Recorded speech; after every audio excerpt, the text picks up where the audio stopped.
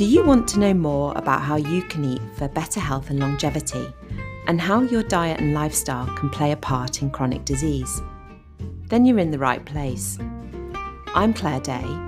And I'm Daisy Lund, and we are both plant-based doctors with a passion for improving nutritional education.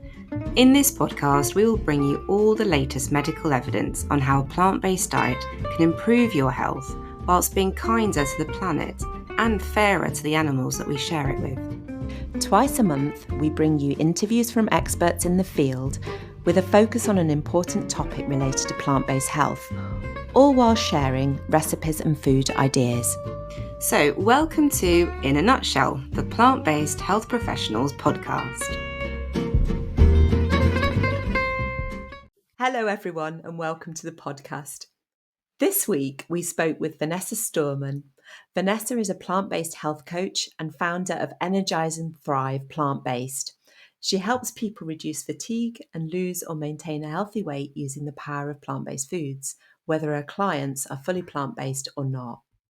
I really loved her positive and fun approach to making healthy food not only delicious, but also filling and satisfying and accessible to all. She has some really great practical tips which she shared with us in this episode, and we're sure that both new and seasoned plant-based eaters will find them really useful.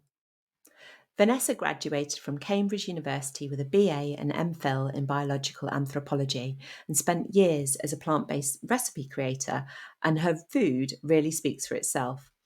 I love the fact that she uses ingredients that are easily accessible and that most of us will have in our cupboards or fridges already. And as a health coach and public speaker, she's been featured on Sky News, BBC and LBC as an authority on plant-based eating, and she's regularly invited to speak at conferences and events. So we were delighted that she took the time to come and speak with us and share her tips and tricks for making plant-based eating so much fun, abundant and without restriction. Yeah, her energy, enthusiasm, and zest for life was really infectious, and we felt uplifted and motivated to get some chickpeas roasted after this conversation. Though, Daisy, I have to admit at this point, I totally burned my first attempt, which was unfortunately an optimistically huge batch. Oh no! Yeah, so I had to go back on that one. So we really hope you enjoy listening to this as much as we enjoyed chatting with Vanessa. Yeah, and if you'd like to connect with her, we'll put all her details in the show notes, as well as our own details. We'd love to hear feedback, comments and questions. So we're either on email at inanutshellpodcastuk@gmail.com, or you can send us a message on Instagram at inanutshellpodcastuk. So do send us your questions. We're going to incorporate these into as many future mini episodes as we can. You may have already seen some of our regular Wednesday mini nugget episodes, which come out twice a month between the main episodes, and we'd love to make these related to answering your questions. And on that topic, we had a listener question recently from Ahmad, who, well, in his words, he'd found himself falling into eating more convenience foods that were not necessarily healthy, as well as not being able to exercise, having had some recent surgery to his foot. And we think that this episode would be really useful if, like Ahmad, you've lost your way due to a setback. So even if you've been eating plant-based for a while, you need that kind of lifestyle reinvigorating. Vanessa has got some really good advice for you. It will provide lots of ideas for healthy plant-based nutrition, whether you're new to veganism or whether you've been doing it for 20 years. So listen on to hear us chatting to Vanessa to get some great recipe ideas for your next plant-based meals.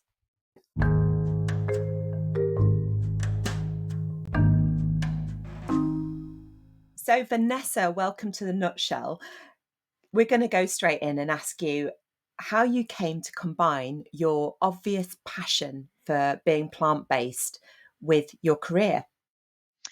Oh, wow. So I think it does start about 20 years ago, if I'm completely honest. And as a teenager, I got very into dieting and diet culture. And what started off as, oh, I'm going to eat a bit less cake and, oh, I'm going to do a little bit of running, turned quite quickly into running 7 miles a day and basically a starvation diet.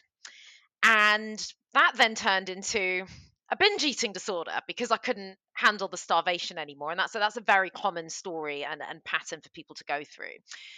And so by the age of 17, I had a moment where I realized I was so incredibly unhappy that if I had to keep doing what I was doing and starving and binging, that I wouldn't be able to carry on living the way I was. I realized I've got to figure out, how can I eat and actually get full? How can I not be in this horrible, painful yo yo? How can I actually enjoy cake and lovely food and stay a healthy weight and kind of live in a more normal, integrative life? So I started learning about nutrition myself with what resources I could. But what was really key was it had to work in real life. It had to work with traveling, moving around, eating out. I became so passionate about non-restriction. And it was at that point I was also starting to understand being, I think, what people like to call plant forward. I started to really understand if you eat more plants, not only does it keep you really healthy, but it fills you up and helps you maintain a healthy weight. Now, I was not vegan or plant-based at that point, but I really learned, right, how can we eat delicious food from all over the world, making sure we're always enjoying food. That's going to be really key to our health, our taste buds, our gut, etc. And then it wasn't until about 15, no, less than that, about 13 years later, that I went fully vegan and plant-based, and I was always, like I said, quite plant forward, but really started to understand the power of those foods and actually went vegan after a trip to India. So I always believed I was an animal lover, and I went to India and I decided not to eat meat purely because I didn't want to get sick. And I realized I could be actually full and satisfied off lentils. Even though I'd been quite plant forward before, I was a big meat eater. I really was. I did also have some really bad problems with things like acne. I was eating a lot of dairy, etc. So when I then went plant based and also vegan and really saw not just the benefits, I did it originally for the animals, saw how incredible the health benefits were, I thought, absolutely, this is the way. And I'm really keen to help other people just build more of these foods into their life. But at the time, I was actually still working in government and really wanted to do something full time. But I'd had this background in kind of learning about nutrition and building it into your life for so many years. Started a recipe website at the time when I thought, actually, I really want to help people eat more delicious plant-based food from all over the world, whether they're a meat eater, a vegetarian, or a vegan. This food is for everyone. So I developed that recipe website with a friend at the time, and she still runs that recipe website. It's called the Vegan Larder. My recipes are still on there. They're there, they're delicious. And I was working also in change management at the same time. So behavior change for leaders, corporates, charities. And the way I came to do what I'm doing now is sort of saying, well, how can I put together my life knowledge of nutrition, my university degrees in social and biological anthropology, looking at behavior change, working in the corporate world on really practical behavior change. And that's what I put all of those together and said, well, people need to understand the practicalities. They need a translation of the science and the why into, well, I'm busy actually, and I need to go to the supermarket now and put food on my plate. So now what? And that's the bit that I do. And I saw that real gap and how it translates for people. Right. Going back to where you started there, thanks for sharing that story about your teenage years, because I think so many people will be able to relate to that. And I was thinking about me as a teenager, and there was a tablet available which was called Brand Slim. And the idea was that it kind of swelled up in your stomach and kept you full. So when you learn that you can do it through plant-based diet is such a fantastic transition. But coming back to where you've landed in your job and that you're now a health coach. Is Yeah. that right? Yeah, right term.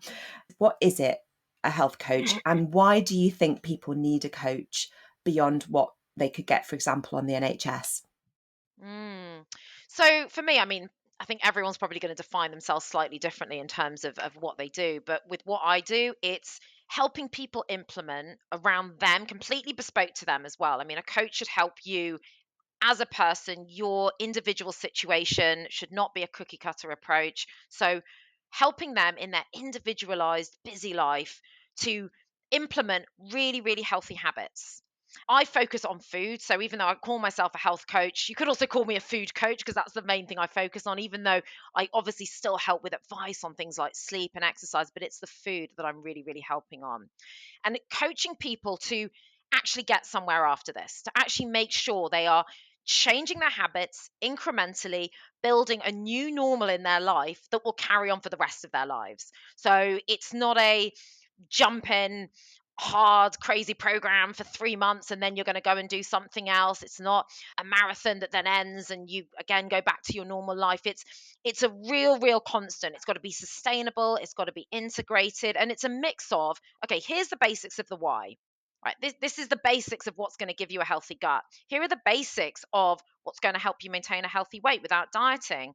And then we work on the very practical elements of, well, what can we actually start to change? What can become a new habit? Really simple one.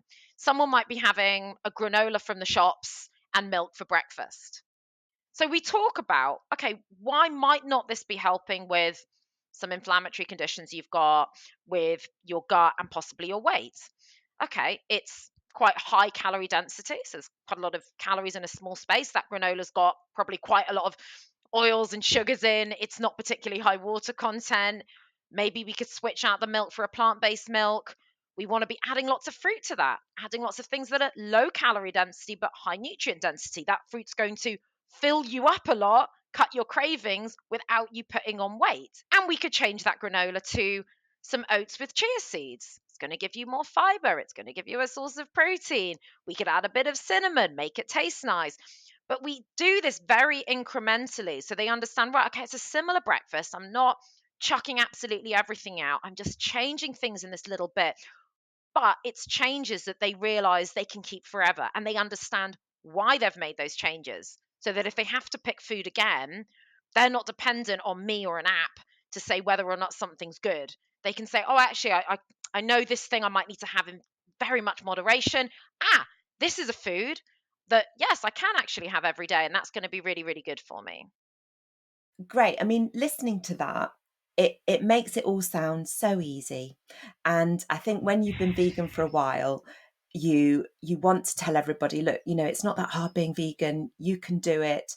And we often forget the struggles that we've had at the beginning. Maybe when you go vegan, you struggle less because you're already good at cooking, so it's easy for you to make that transition. But given that you see so many patients transitioning, what would you say are their biggest challenges and how do you address them?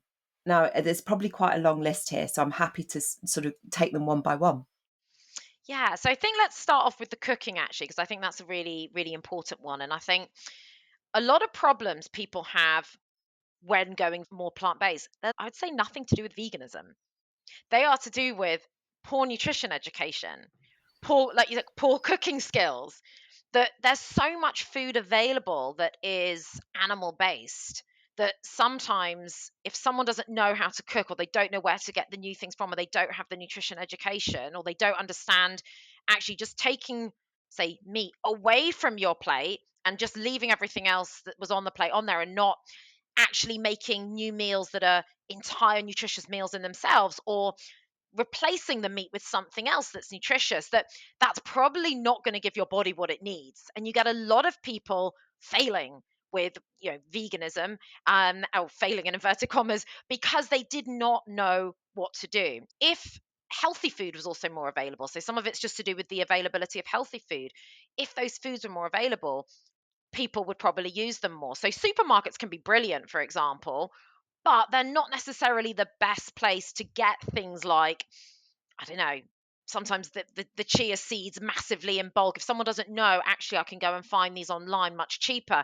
You could be duped into thinking some of the foods that the plant-based and vegans are talking about are more expensive, and actually they're not at all.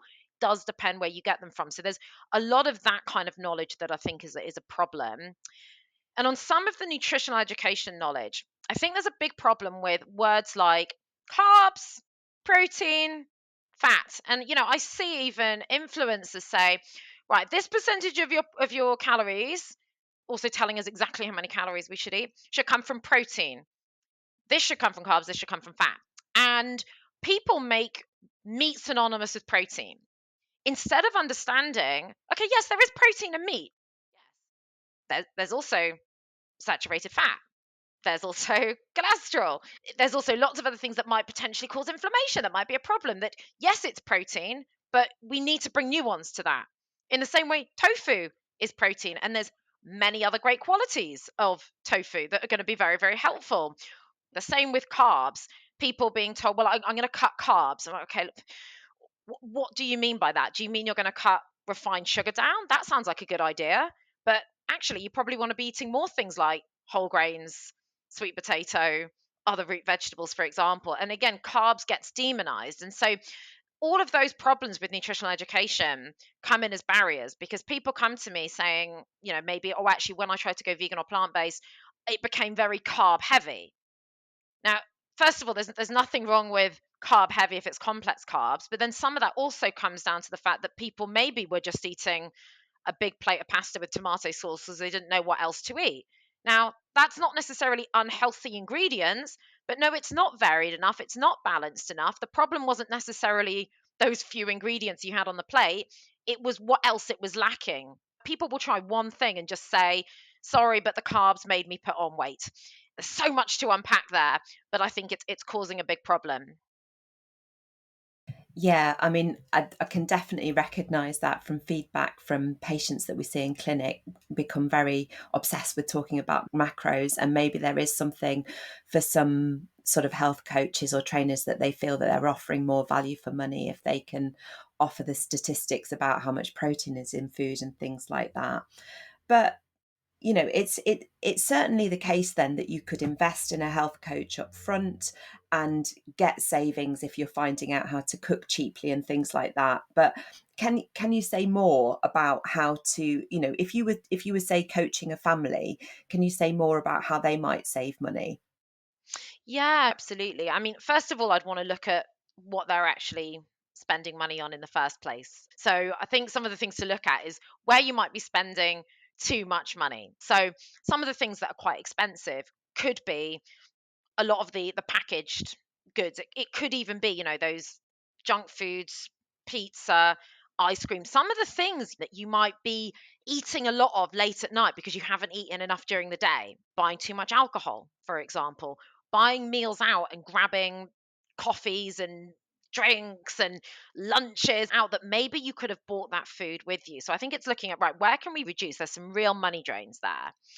And then if you're a family, I'd want to look at, what can we eat together? What could we get everyone to love? And so I'm going to go back to this example of the oatmeal, for example. Now, you often get people saying, well, look, I don't like cold food, or I don't like the hot porridge. I'm like, right, cool. You're going to have it cold as a chia pudding. You're going to have it hot as a porridge. There's these different ways of doing it. If they only like certain nuts, fine, only have those nuts. And if people are talking about nuts being expensive, we're not talking about eating bags of the stuff a day. We're talking about a small handful of walnuts, 1 to 2 Brazil nuts, maybe a few other nuts in your snacks. So making sure you're rationing those, and also buying those in bulk. So, you can put together some of these breakfasts everyone loves. Now, if someone is, right, I only want the granola, cool. There's a granola that you can make that's made with aquafaba instead of syrups and oils. Now, aquafaba is the water from a tin of chickpeas or boiled chickpeas. You can actually get your own aquafaba if you've boiled up your own chickpeas. And that's what holds it together and gets a crunch. So if you've got a kid that really insists on that stuff, you can make them a healthy version of granola that can be sprinkled on top of the oatmeal. So this is going to save time, it's going to save money. Everyone's eating similar stuff. It might be a slightly different version because everyone's a bit fussy. And it's something you can maybe put in a Tupperware, have as a snack later. So that's just one example. But I think even just people getting breakfast right and doing that really well and having something really, really solid and healthy can stop cravings throughout the day as well and make it easier, give you more energy. And everyone can have a slightly different version without you having to be a master chef and cook 5 different meals for the family. Absolutely. I mean, when we're talking about cheap food, I love promoting beans, but unless people are already eating them, I don't always get a positive reaction. So, what are you telling people about beans? Oh, I love beans as well. So the way I promote beans first, try and give them some good PR, is talk about how much fiber they've got in them, and I also help people understand just really easily with things like gut health, that gut health is going to help your energy levels, your immunity, your hormones, and we need to feed our good gut bacteria, and our good gut bacteria feed off fiber, and there's a ton of fiber in beans. Beans, lentils will keep you really full as well. They're going to keep you much fuller for later. They're going to help you maintain a healthy weight. People say, yes, but they don't taste of anything, and that's the sort of thing where you say, well, nor does a bag of plain flour until you turn it into chocolate cake. Very similar with beans as well. So lots of different ways we can use beans. I encourage people to take some of their really traditional food. And I love food from all around the world. And I think that's also really, really important, is that celebration of food, and not, you know, here's all the food I love, or here's my PDF of food that you're going to now eat. What is the food they love? I've got a client, and she had some really great recipes for Trinidadian food. I've got lots of, I've got a background from the Caribbean myself, for example. I've got Nigerian clients, and they have all these wonderful recipes for beautiful stews. And when I show them, right, yeah, get all of those herbs and spices you've already put in it. We're going to either really reduce the oil or eliminate the oil, and we're going to use much more tomato-based sauces, etc. Still put in the yam or the callaloo or whatever else it is that you're doing. And we're just going to use beans instead of the meat. But we've got all the same flavors. It's actually a very small change. So that's one way I love showing people beans. The other way that I'm slightly obsessed with is roasted chickpeas. So roasted chickpeas are brilliant because they are crunchy, and also bringing in those different textures is very, very important. It's very fun as well.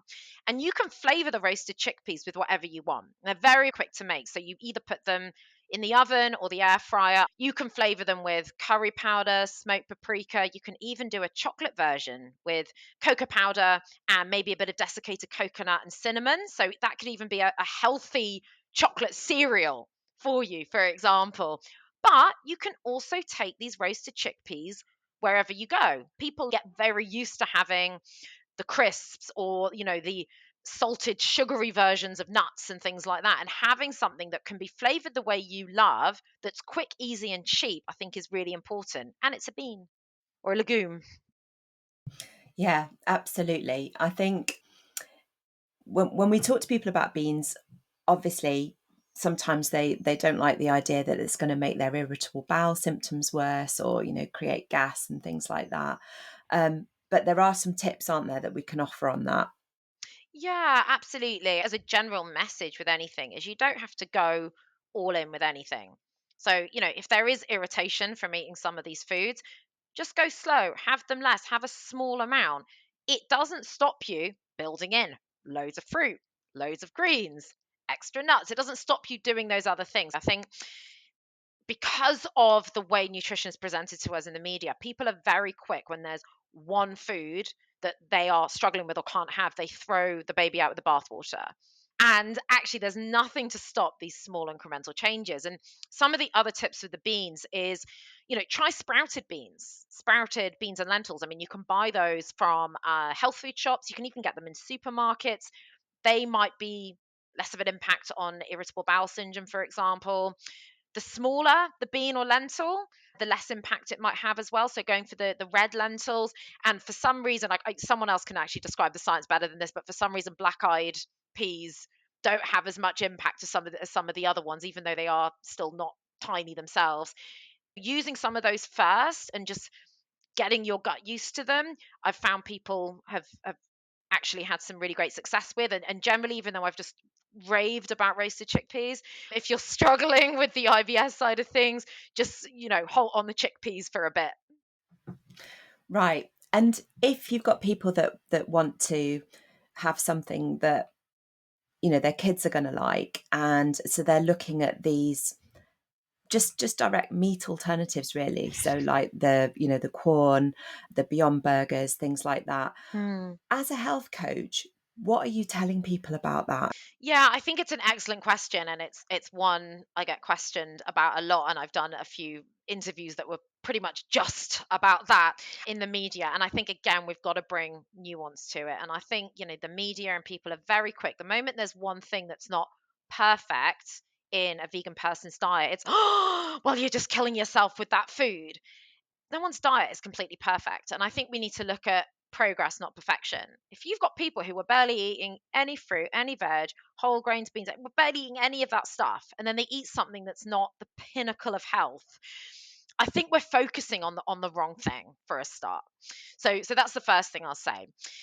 Then there's also the direct comparison and the science and the research that we've actually got. So, and I do actually pull up, for example, Dr. Greger's fact sheet on a beef burger versus the Beyond Burger, the Impossible Burger, and say, let's actually look at this so you're empowered to understand what the difference is. Again, it's not saying it's perfect. Sometimes there's a similar amount of saturated fat, but often there's less. There isn't the dietary cholesterol in there. There isn't the trans fat in there in terms of the plant-based alternatives. There's actually some fiber in there, for example. It's not classified as a group 1 or group 2 carcinogen by the World Health Organization. So those are our positives. So let's remember that actually, if I've got someone and I've had some clients who just love the chorizo. There's all these meats they were loving. And I just said, well, actually, it's still going to be better for your health if we do some of these swaps. So let's do that. But then the most important thing, which sort of goes back to the beginning of what I teach people, is look, what else are we putting on that plate? What is the big load? We've done a big load of roasted veg. We're going to do a massive guacamole with extra spring onions, tomato, and garlic in. We're doing some sweet potato wedges on there as well. Maybe we've got a homemade ketchup. We've got all these other things that are super, super healthy going onto the plate. It's about what place you're giving some of these foods to. Telling someone also you can never have that, I also just don't think is helpful. I'm big, big, big on non-restriction, because the problem is when you tell someone they can't have anything, they're going to go and eat even more of it than you ever intended anyway. So, and sometimes you get criticized for saying, well, actually, yeah, no, it's okay, have a bit of that. And people go, I cannot believe you've said that. That is terrible. That is irresponsible. I'm like, what? You've never eaten a donut? You've never what we're not allowed to eat anything that's not the pinnacle of health anymore. So that's the place I give it. And then as we move forward, it's okay, how do we make some of this stuff ourselves? Because what I often find is the more people eat healthily, the more they're really reducing the foods that are packed full of the oil, the salt, and the sugar. Their taste buds start to change anyway. And they often find actually that stuff is slightly less appealing for them. They start learning how to make their own bean burgers. I show them how to make their own seitan. I get people making a seitan chicken and making it in bulk in my freezer at the moment. I wish I had my freezer here. I was showing my clients through my freezer and fridge yesterday because they wanted to know how I food prep. So I actually show them what I do. But I'll make enough seitan. I'll double the recipe, this kind of seitan chicken, chop it into blocks. It's in my freezer, and I'll make a few different chicken dishes. And once my clients learn how to do that stuff, they go, actually, that's cheaper and that was quite easy, wasn't it? So it's a progression, and I think that's the really important thing. And I think we know from the diet culture that this all or nothing approach does not work, and we have to be realistic. So, and then I think your clients will actually stop being honest with you if you demonize any foods as well. And I don't think it's helpful to do so anyway. I absolutely love the idea of getting everybody that talks to me about eating chicken onto seitan chicken, but I don't actually make my own seitan chicken, and now I'm feeling bad that I'll never be able to show that display in my freezer. But one of the problems we have in primary care is we would love to recommend certain people to see a health coach, because some people really do need that intense support and really showing how to do things every step of the way. But those people that can't afford it, I mean, just in this talking on this podcast, you've given loads of ideas, but what would be the next best option for a healthcare professional who sees somebody and they think, I can't tell them to go out and get a health coach? What can they tell them to do? Yeah. So one of the first places I'd start with is, let's go to some reliable sources. One that I really, really recommend is Nutrition Facts by Dr. Greger, because you can type in something like type 2 diabetes, and there's videos, and I show this video to my clients a lot actually, where they don't understand why their very high fat diet is causing them to be more insulin resistant. I can describe some of that process, but I say, look, there's a 5-minute video on this. Just go and watch this video. That'll give you a bit more information so you understand why some of the things you're doing might not be so helpful to your health. I mean, of course, I can always say, please come into my lovely Facebook group called How to Go Plant-Based. I can help with things, but I'd say anyone in the plant-based health professionals, go and look at them, follow their things. And I know the plant-based health website has some really fantastic information, so use that as a basic. In terms of how someone like myself can help is, find out from different health coaches what they actually do offer. Because sometimes there's an assumption that you do have to pay thousands of pounds to get any help. For example, the reason I started doing power hours was because I noticed my clients got amazing results after one session. Now, of course, there's only so much we can get done. But as I was showing you, even in this session with those basics of breakfast, people started making those changes, adding more veg to their meals, making a few swaps. They got massive changes from an hour of advice. So you can do that, and some other health coaches might do something similar as well, do a one session. So can you do something that's the lowest investment as well to get your health on track? Do you have to pay loads of money and do massive programs? No. But I would also just make sure you are spending some time food prepping. Now, again, one of the things I help people with is, what are the actual details of food prepping? How does that actually look? What can you put in the freezer? And I think one of the things I would love to do, and you're prompting me to do this more actually, is make some of the videos I've made for my clients just more widely available, because that would help people who could not come for my advice. If you had 3 tips for a new vegan or Mm. someone who wants to go a bit more plant-based, or something perhaps that you'd wish you'd known as you transitioned, what would you say to that? Oh, what do I wish I'd known? I suppose some of it I'm going to mix up with my health journey before I was plant based as well. One of them was, eating more does not equal putting on weight. It's the quality of that food. And virtually everyone whose food, the way I help people is I say, please send me some pictures of your food, because that's going to help me see why you might be struggling with certain things as well. So many people are not eating enough, and I mean enough of the good stuff, which is also a reason why I get people saying, I've eaten this, and this. Oh, yeah, but by the way, at about 10 o'clock, I ate this, the chocolate, the crisp. I'm like, okay, yeah, I get it. I get it that we're not putting enough on our plate. It does not equal weight gain. In fact, it will often do the opposite.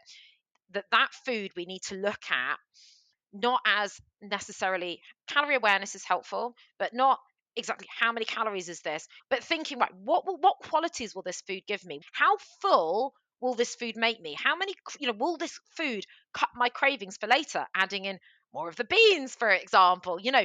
Say you've got something like avocado on toast, thinking about what can I add than what can I take away. I think people, when they're changing things, whether they're going vegan, trying to lose weight, whatever it is, it's always reduce this, reduce this, reduce this. I'm like, no, no, add. Bit of reduction, then let's leave that conversation. Add. So you got your avocado on toast. Please don't put butter or margarine on. Keep your, healthy fats, some avocado.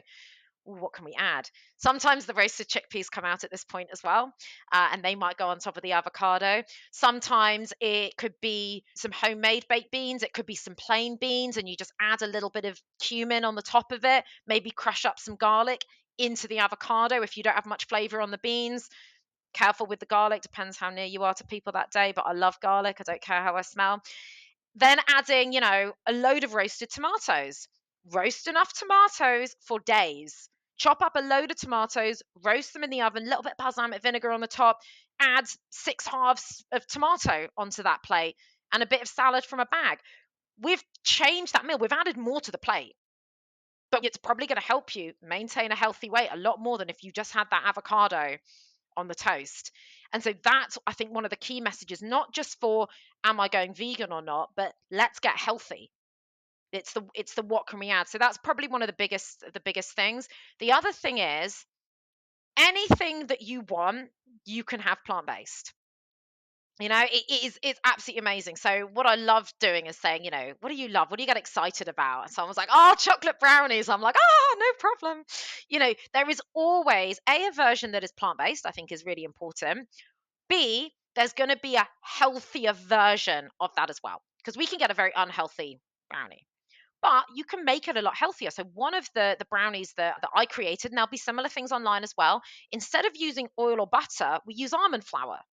And that helps give that nice fatty taste. You still have the chocolate in there. You can use a healthier sugar, like date sugar, for example. Now, it's still a treat, but it's still a healthier version of that brownie. So there's always a scale. It's not a black and white. Same, you can have a more unhealthy chocolate mousse, or I have a chocolate mousse, going to back to the beans, made with black beans and chocolate, for example. So there's always these different versions. It's infinite and endless, basically. So don't ever worry, please, about missing out. It doesn't, like I said, always have to be the pinnacle of health. The odd chocolate bar, the odd donut does not make a difference if the majority of what you're putting into your body is really, really healthy. Thank you. Those are excellent tips. As you know, we are very passionate about nutritional education, and we heard that you have given some talks to medical students. Can you tell us a bit more about that? Yeah, so I did that for Michigan State University, and it was for a summer camp of future medical students, actually. So they were a bit younger, which was very interesting. It's so important because we need to educate people the younger they are, and a lot of them were also from slightly more disadvantaged backgrounds as well, so that was really, really fantastic. And that was about translating the key diseases that patients might come to them with okay, well, what does that now mean for the nutrition? So heart disease, especially type 2 diabetes, right? What could people eat instead? But a focus I gave to the lectures was, first of all, saying, right, how can you as a medical professional help you and your family, then your patients? Because if you're not doing it yourself, and we hear this, we've heard this from when we're younger, people do what you do, they don't do what you say. We know this from parents to children. Yeah, if a parent says don't smoke but sits there smoking, their kid's probably going to smoke. So we've got to model that. And actually, you're not going to understand someone's difficult, busy life and tell them to eat healthier if you're not able to do it within your own life. If you can't pick up the healthy food, why expect them to do it? But you're also not going to be able to give them the health, the best advice as well. You won't understand what it's like implementing it. You yourself are going to be a burnt out medical professional if you are not able to manage your own food, and if you do not know the power of food. And I think that's a really important side, that this doesn't mean we don't need pharmaceutical products. It doesn't mean that, but we need to look at food first, and we need to look at prevention. And it doesn't matter, even if someone is on medication, it's very important to remember that even if you can't completely get rid of something, you can always change the experience you have of a condition by eating healthier. It's going to help everything. And it's not just about isolating just type 2 diabetes, just heart disease, just a gut issue. Everything's connected. If someone doesn't fully cure or get rid of that particular issue, just by getting them eating healthier, you're going to prevent so many other conditions for them in later life. But a lot of these families and a lot of the people who were there, they are coming from backgrounds where there is potentially a lot of fried food, not much fruit and veg, for example. So showing them these very small tips, and very critically, things they can bring to work. So this is another myth we need to bust. Oh, I don't have time to cook. The first thing is figure out how important that is and understand you need to make time. And sometimes it sounds harsh to say, to ask the question, do you ever watch Netflix? People go, yeah, I do. And I go, okay, you have time to cook. And I know that sometimes you've got to ask the harsher question and say, unfortunately, if you've got a bit of time to do that, we just got to change it. You're going to listen to a podcast in the kitchen and you go back and watch Netflix later. So getting them to do those things, but also understand that you don't need to be in your kitchen all the time to be healthy. Get some really good Tupperware with sealed edges. This is a small tip. If you get the Tupperware with sealed edges and you've got something runny in it, if it turns upside down in your bag, it doesn't matter. It's got sealed edges. Cool. We've still got our lunch in our bag. And it's getting small habits in your busy life. Okay, that overnight oats or the chia pudding or the porridge stuff we've talked about, it's going to go in a Tupperware. It's coming to work. I'm going to put a banana in the bag. Oh, little jar of roasted chickpeas coming in the bag. The dinner from last night, right, it's going in a thermos. It's going in the bag. Small things like that. And what was really amazing, actually, is I did 2 lectures for them. And we were bringing in all these tips of, right, eating, some of the basic, eating more fruit, turning even a curry recipe that might have been a very oily beef curry recipe to a lentil dal with loads of vegetables, extra herbs and spices, and sauteed in water. And maybe there's a bit of creamed coconut in there or something instead. Those kinds of swaps. When we got to the next lecture and I said, okay, what's everyone done? How's everyone feeling? And, you had some of these, I'm going to say, young people sort of 17 saying, actually, like, I have been eating more fruit and I can see a difference. And yeah, they started implementing those really, really small steps. And I think if they can start implementing those with their patients, and this is also so key. When people feel the benefit, they'll do it. They'll carry on doing it. They go, actually, I was more full by just adding that in. Actually, I did feel better. Cool. Should we go to the next step now? Because you can see that this is benefiting you. This isn't just, oh, I'm eating this because mum told me to do it. Actually, this is important for my life. This is as integral as brushing my teeth. And that's where I want to get some of this food prep and eating healthy to. Not, oh, I'm not going to do anything for a week. You wouldn't not brush your teeth for a week. That's great. So it sounds like it was really well received. I mean, I guess my question would be, Claire and I have spoken about this before, that the data's there, we know the benefits of a whole food plant-based diet. So what are the barriers to our colleagues in particular who have the knowledge? Why are they not going plant-based, or why are they not advocating for it like we are? Oh, that I think that's a really, really hard one. I think even when people have got data and numbers, we know things go a lot deeper than that. Culture, emotion, what is the food that I had as part of my culture when I was younger? And I hear this not just with health professionals, but with people in general. Yes, but it's in my culture to do XYZ. I mean, also we know with culture that you can have the food of any culture. Wonderful. The herbs, the spices, the dishes. We might just change up the meat for the tofu. So once people learn that, that's absolutely fine. But I think with some of the healthcare professionals, I think there is an issue with, okay, you've got the data, but then how that translates, I think they don't understand or know a lot of that as well. Some of these actual very practical cooking, food prep tips, and some of them are not necessarily particularly healthy themselves as well. I think even though the data's there, I think there's still a lot of education that isn't. Because I spoke to a doctor and they found out I was vegan, and she went, "Oh, vegan," and I was like, "Oh, okay. What's the main issue?" Oh, B12 couldn't ever recommend, and I said, well, that B12 is actually made by microorganisms in the soil. It's not something that's this innately a vitamin pill sitting in all of these animals. And when I said it's our farming practices that means we're not really getting this, and that's why we're supplementing. It's not because this way of eating is just completely devoid in nutrients. And she actually very quickly went, yeah, that is true. I probably should be busting that myth more. And I thought, well, that didn't take you long to convince you, but you've been telling everyone based on one nutrient instead of looking at the whole. This whole range of these foods is going to help bring down inflammation, keep you more full, prevent possible conditions, etc. And I think also medical professionals are still humans. They're still humans. Are medical professionals thinking about things more as how do we cure XYZ or manage XYZ? Whereas myself, and I believe everyone else in the plant-based health professionals, etc., thinking of is how do we prevent it, but also how do we thrive? Of course, I want people to get out the red zones of the pre-diabetes and type 2 diabetes, but I want them to thrive. I want them to have this wonderful health span, not just lifespan. Yeah, I completely agree. I mean, I think it is really encouraging to see that healthcare professionals are getting more interested in lifestyle medicine. So hopefully we are seeing that shift happening. Let's move on a little bit to another topic of interest. And actually, it was a lot of your media work that we hear and see you on the BBC and Sky News. And speaking to healthcare professionals is one thing. I think speaking to the media seems like a whole another challenge. Can you tell us how to approach that? How do you find that? 'Cause they can be quite harsh at times, can't they? Yeah, it can be. I'll talk about the good bits first. So, who tends to be really friendly and fun? They're all fun, but the really friendly ones tend to actually be like local BBC radio stations.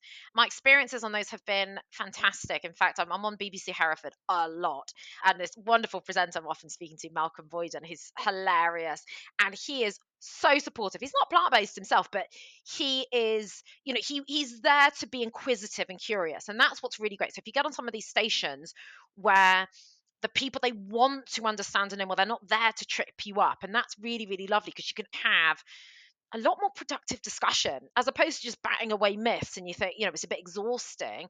You're actually feeling like you're having a bit more of an impact. People are going to walk away feeling a bit more comfortable with healthy eating and like it's not this kind of elitist approach. Then yes, there are the harder ones. I've done some of the interviews that are vegan food is all processed and gonna kill you or whatever, whatever it is. And I have done a few of those. Those are, I say they're harder, but then even when you read the news article and they say, oh, this is the headline, then you read the news article, and even further down the news article, they've said something really sensible. Like, oh, these vegan food, processed foods are not a substitute for the plant-based whole foods that are really healthy. I'm like, well, yeah, that's pretty uncontroversial. I'm going to be saying that in the interview as well. Like, sounds like we're all agreeing there. So, there's sometimes quite easy ways of coming in where it's not super, super controversial, because the headline will be controversial, but you can also quote at them what's actually said in the article and say, well, actually, so one of the articles, it was on Times Radio, and it was this January, and it was saying vegan fast food is worse than the meat, something like that. We've all heard that before. And even in the article, it said the vegetarian food often has more saturated fat, but not the vegan food. So I was just sort of quoting this stuff back at them and was like, but it says that there. And then I went through all the other stuff I was saying before about the direct comparison between the beef burger and the plant-based burger. So sometimes it's actually easier than you think, because there's so many mistakes. The article has to say a few sensible things. It's a clickbait title. But in terms of media, I think what I really go in with, and this is what I think is really important for the plant-based movement is, I call myself a health coach. I used to call myself a plant-based coach. And what that sometimes did was put people off. Now, I know niching can be important, but in the end, I'm about health and about healthy eating. And I think sometimes when things are branded so much as plant-based, that people go, well, that's for the plant-based person.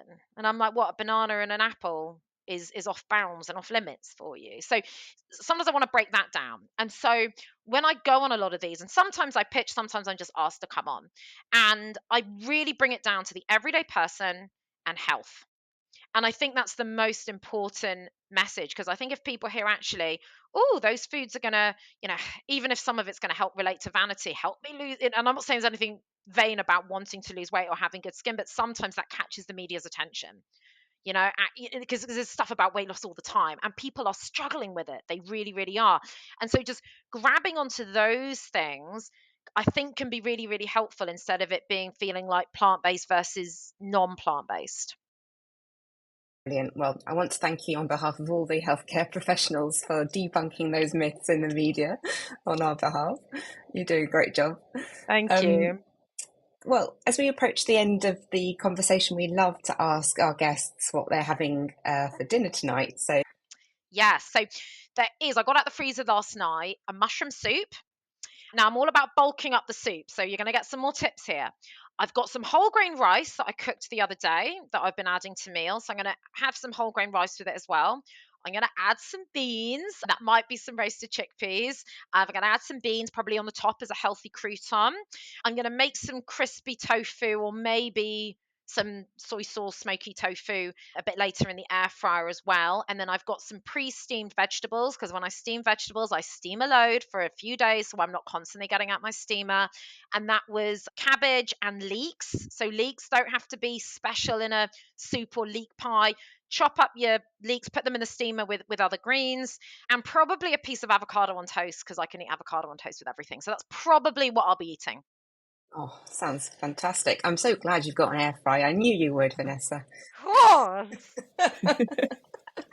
I love tofu in an air fryer. Great. same. Absolutely delicious. And if you just put some cornstarch or corn flour on your tofu with some extra garlic as well, that's how you're going to get it nice and crispy.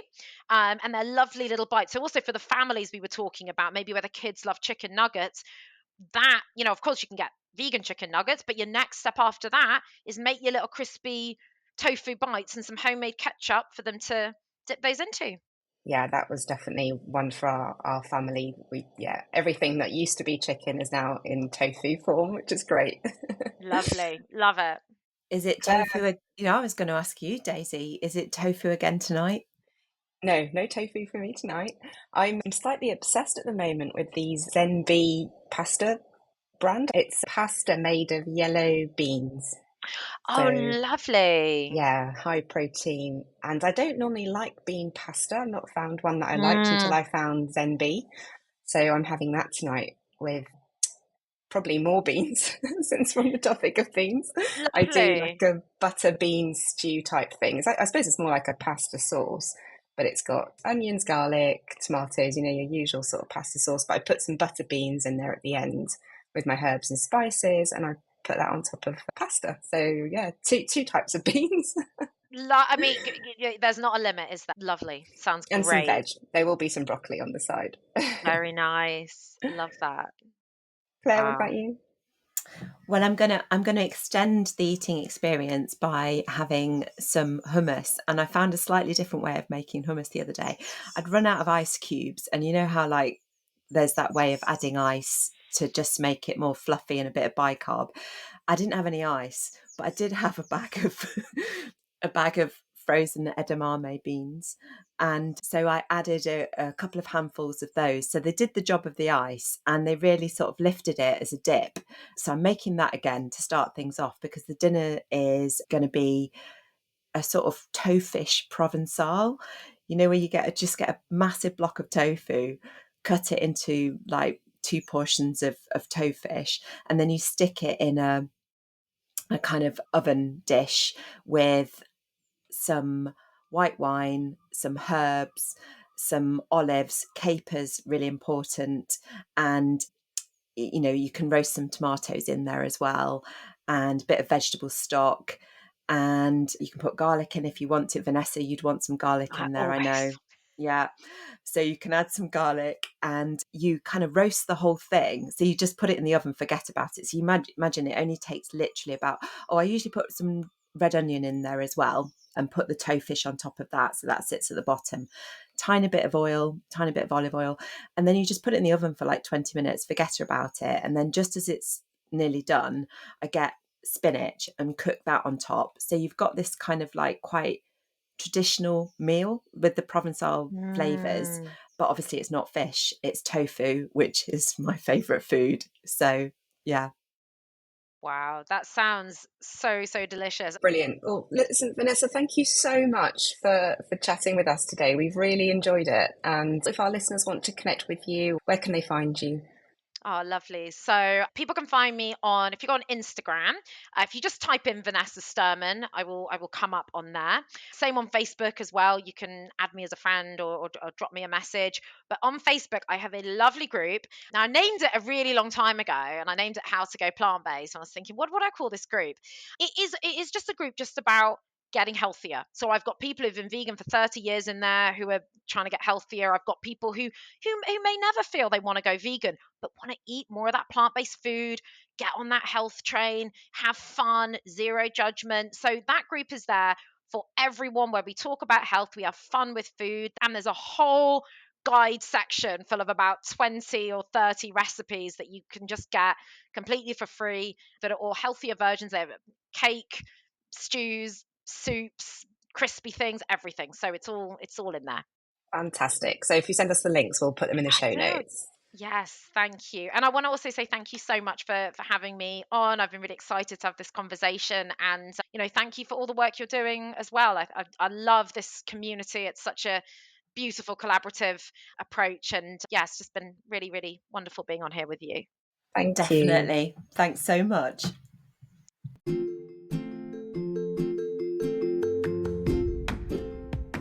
Thank you for listening to the podcast. We aim to bring you the most up-to-date evidence-based information about the benefits of a plant-based diet, and we'll add all the links for further reading in the show notes.